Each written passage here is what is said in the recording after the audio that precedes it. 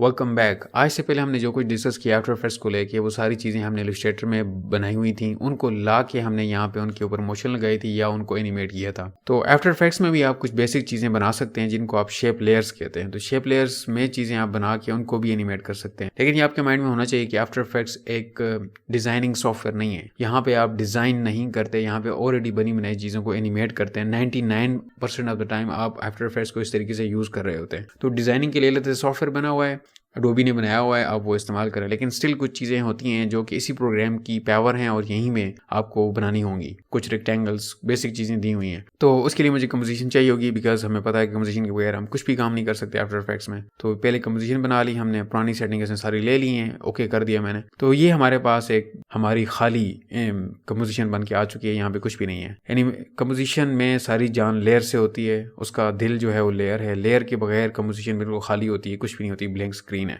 तो यहाँ पे लेयर्स बनाने के लिए हमारा जो फोकस है इस वक्त वो है शेप लेयर्स। तो शेप लेयर को बनाने का सबसे आसान तरीका ये है कि आप ये बेसिक शेप्स हैं, ये बनी बनाई जो होती हैं, यहाँ पे सिलेक्ट करके थोड़ी देर अपने माउस को क्लिक किए रखेंगे तो ये मजीद सब मेनू खुल जाएंगे। तो आप किसी को भी सिलेक्ट कर लें, तो फिर सिलेक्ट करने के बाद यहाँ पे आप ड्रॉ करेंगे आप, तो ये एक बेसिक शेप लेयर हमारी बन जाती है। तो ये बेसिक शेप्स हमारे पास कितनी है ये देख लें, ये सारी बेसिक शेप्स हैं। आप स्क्वायर, रेक्टेंगल या राउंडेड रेक्टेंगल जिसके कॉर्नर्स राउंड होंगे, या इलिप्स या सर्कल, पॉलीगॉन, ट्रायंगल, जितनी भी कोने वाली शेप्स होती हैं आप यहाँ से बना सकते हैं, या स्टार है वो भी आप यहाँ से बना सकते हैं, राइट। तो ये देखें मैंने दो शेप्स बना दिए। यहाँ पे एक चीज़ नोट करने वाली है कि शेप लेयर में अगर यहाँ पे हम देखें तो ये देखें एक कंटेंट है और एक ट्रांसफॉर्म है। ट्रांसफॉर्म वही है जो हम ऑलरेडी डिस्कस कर चुके थे पहले के पूरी लेयर का ये ट्रांसफॉर्म है कि इसको अगर आप छेड़ेंगे, इसकी पोजीशन या स्केल वगैरह करेंगे, इसकी पोजीशन को हम छेड़ के देखते हैं, देखिए पूरी लेयर मूव हो रही है। हमने दो चीज़ें ड्रॉ की हुई, दोनों की दोनों मूव हो रही हैं। अगर मैं चाहता हूँ कि सिर्फ एक चीज़ को मूव करूंगा तो उस चीज़ का ट्रांसफॉर्म अलग से होगा, इसलिए इसको कहते हैं कॉन्टेंट्स। तो शेप लेयर की सारी जान जो है वो कॉन्टेंट्स में है।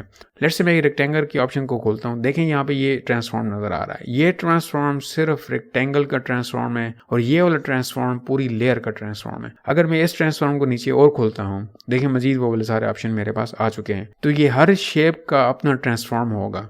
स्टार का ट्रांसफॉर्म अलग होगा सर्कल से, और किसी और का ट्रांसफॉर्म अलग होगा, राइट। तो ये 12 ट्रांसफॉर्म है। इसकी पोजीशन जो है मैं अगर चेंज करूंगा तो देखें ये सिर्फ ये वाली रेक्टेंगल जो है वो मूव हो रही है, राइट। इसका अपना एंकर पॉइंट है, पूरी लेयर का अपना एंकर पॉइंट होगा। तो ये चीज़ें हमने देखनी है आगे फ्यूचर लेक्चर्स में कि किस तरीके से आप इन चीज़ों को कंट्रोल कर रहे हैं और एनिमेट कर रहे हैं।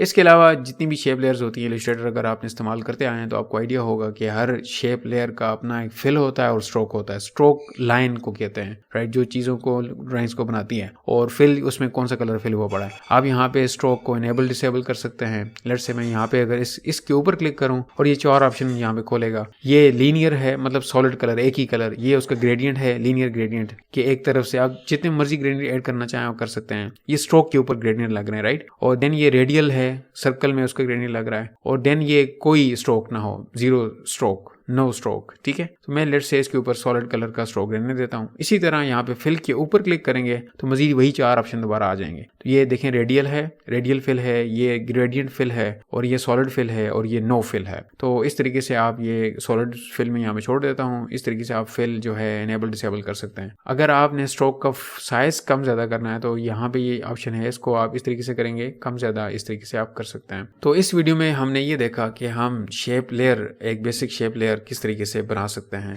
तो नेक्स्ट वीडियो में हम मुख्तलिफ शेप लेयर्स बनाएंगे और उनकी कुछ प्रॉपर्टीज वगैरह डिस्कस करते हैं।